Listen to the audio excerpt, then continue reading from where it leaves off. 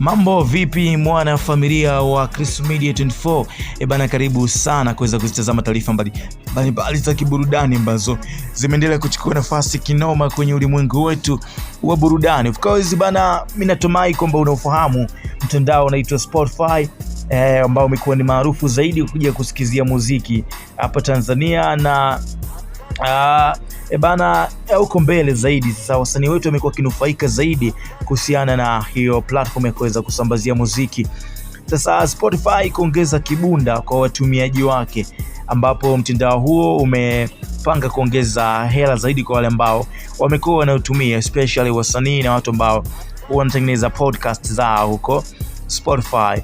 Kwa miaka 10 iliyopita Spotify imeweza kuleta mapinduzi makubwa kwenye tasnia ya muziki, kuongeza mapato ya wasanii kupitia usikilizaji wa muziki.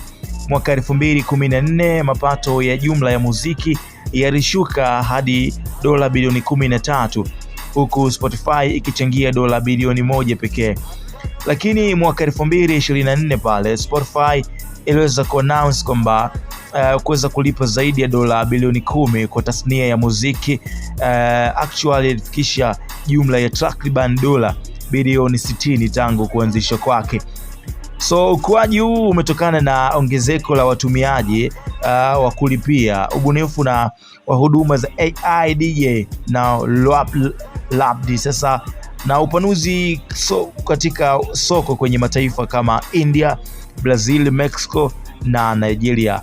Of course leo hii zaidi ya wasanii 10,000 wanapata angalau dola laki moja kila mwaka kupitia Spotify pekee, ikionyesha namna mfumo wa usikilizaji muziki kidijitali umebadilisha maisha ya wasanii wetu wengi sana kibongo, lakini by the way nje ya mipaka pia.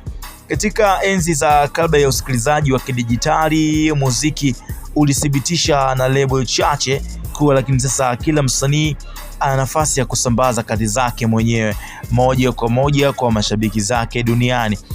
Spotify pia inachangia sehemu kubwa ya mapato ya label ya wasanii huru, jambo linaloonyesha jinsi mfumo umeleta mabadiliko makubwa na mafanikio makubwa sana.